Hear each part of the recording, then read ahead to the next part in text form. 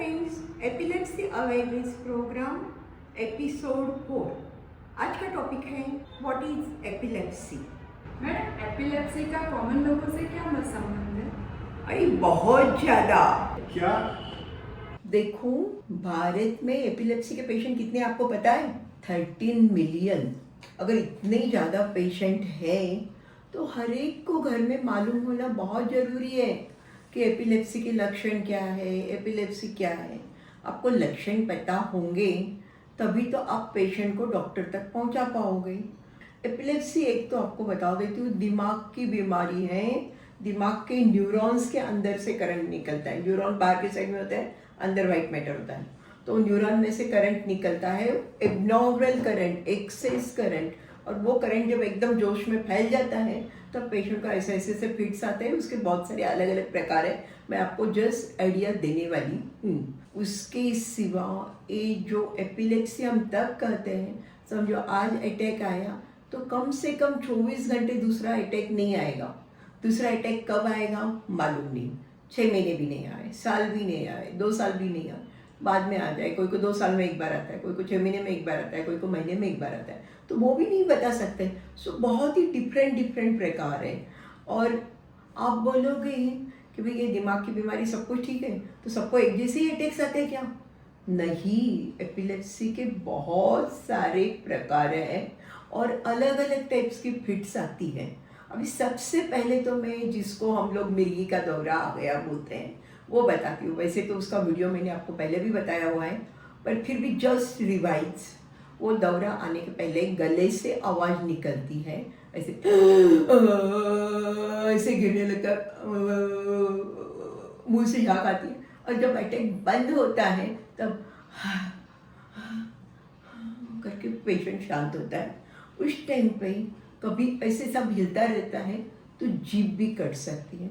तो जब अटैक आता है तब आपको क्या करना है? आपके पास रुमाल है, ठीक है, नहीं आजकल सबके पास ओढ़नी रहती है, तो ओढ़नी या कोई भी कपड़ा ऐसे हो ना, ऐसे नोक करके नोक मुंह में डाल दो तो जीभ नहीं कटेगी। नोक है एकदम बारीक करो, ऐसे दांत में थोड़ी सी फट दिखे, अंदर डाला और घुसा, इस करके आप डाल सकते हो और जीभ बचा सकते हो। फिर उसके सिवा आपको कुछ नहीं करना है, ना पानी डालना है, ना जूता सुंघाना है, ना कुछ करना है, ठीक है। और उसके सिवा शांति रखो। अब आपके पास कुछ छोटा सा तकिया या अभी यही है मेरे पास, तो यही उसे डाल सकूँ तो नीचे सिर के नीचे दे दूँ तो सिर को बार बार ऐसे कुछ हल रहा है तो मारने ही लगेगी। और बाद में अगर 2-3 मिनट में अटैक नहीं ठीक होता है, एम्बुलेंस बुला लो, दैट्स इट। कोई भी हाथ पैर नहीं खींचेगा, कुछ भी नहीं करेगा, ठीक है। और अटैक बंद हो जाएगा तो बाद में आप पेशेंट को एक साइड घुमा सकते हो। किसी को ड्यूरिंग अटैक कपड़ों में पेशाब भी हो जाती है, लेट्रिन भी हो जाता है, बाद में उल्टियाँ भी होती हैं। काफ़ी बार अटैक के बाद में पेशेंट एकदम अच्छे से सो जाता है, उठने के बाद में उसको मालूम नहीं होता क्या हुआ। इसको हम लोग बोलते हैं generalised tonic clonic seizures. Attacks अलग अलग टाइप के होते हैं, ऐसे मैंने आपको बताया।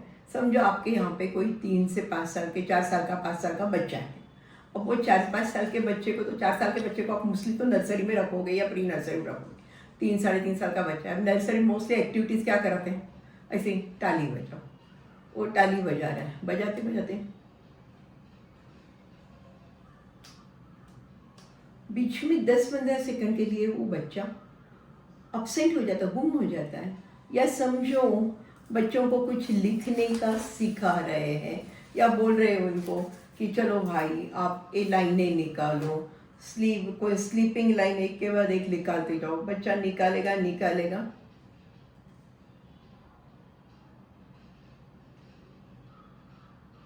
बाद में वापस 10-15 सेकंड के लिए बच्चा अपसेंट हो गया।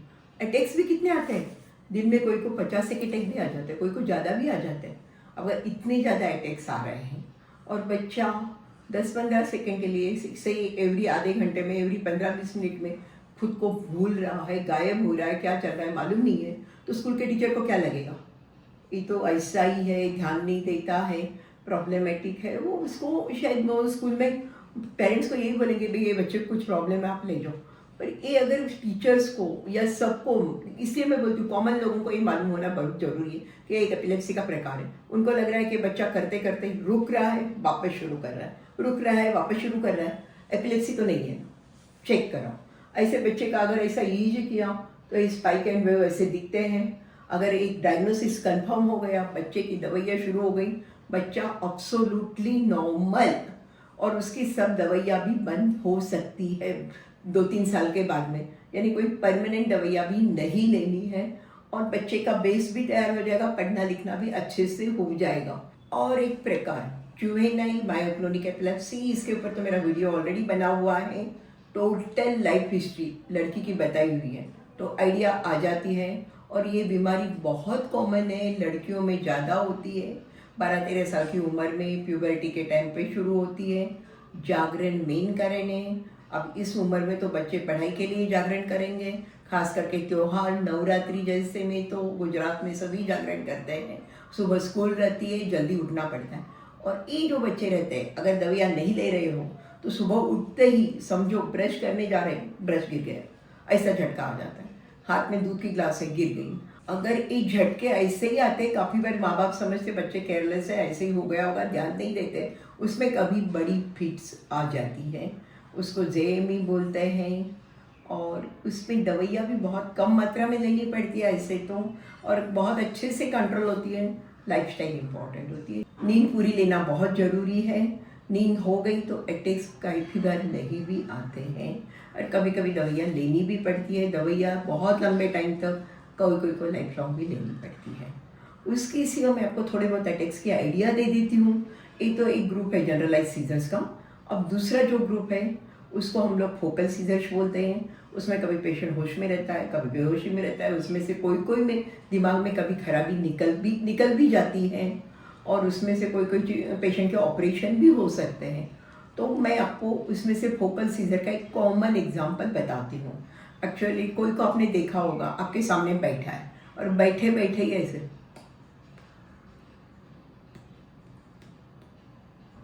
बंद, ये अटैक आ गया।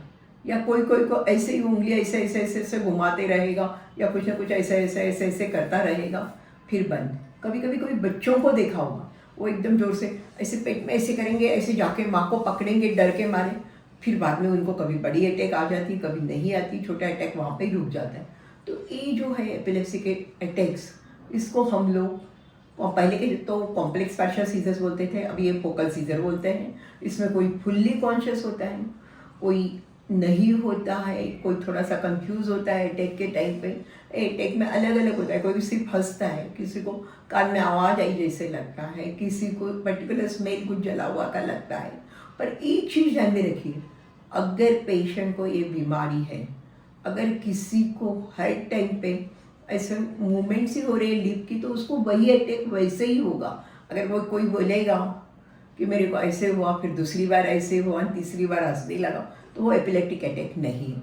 हर एक का ये जो पार्ट है, ऑरा बोलो या एक फिक्स ही रहता है, वही होता है, क्योंकि दिमाग के वो पर्टिकुलर भाग से ही वो होता है। समझो एक नीचे के इधर के भाग से उसका कुछ प्रॉब्लम शुरू हो रहा है, तो उसको कुछ स्मेल आएगी यहाँ से, क्योंकि यहाँ पे स्मेल का सेंटर है। इधर कान के भाग का होगा तो उसको आवाज़ आएगी। तो कौन से भाग से एपिलेप्टिक अटैक निकल रहा है, उसके ऊपर उसके वो ऑरा डिपेंडेंट रहता है। काफ़ी बार अटैक वहीं पे ही रुक जाता है, काफ़ी जनों को उसके बाद कभी बड़ा अटैक भी ऐसे शुरू हो जाता है।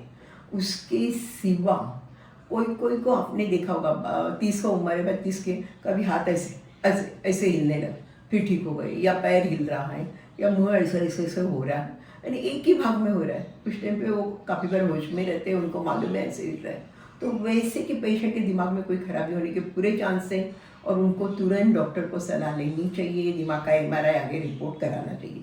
अब ये सीजर मैंने आपको इसलिए बताई है कि इसमें से आपको मालूम होगा ये लक्षण शायद एपिलेप्सी के तो नहीं है ना, तो आप तुरंत डॉक्टर के पास जाओगे, इलाज चालू कराओगे। इलाज बहुत सारे हैं, उसके बारे में मैं बता नहीं रही हूँ, वो सब आपके डॉक्टर नक्की करेंगे। दवाइयाँ है, कोई को जरूरी पड़े तो ऑपरेशन भी करने पड़ते हैं, उसके सिवा भी नए बहुत सारे रिसर्च हो चुके हैं।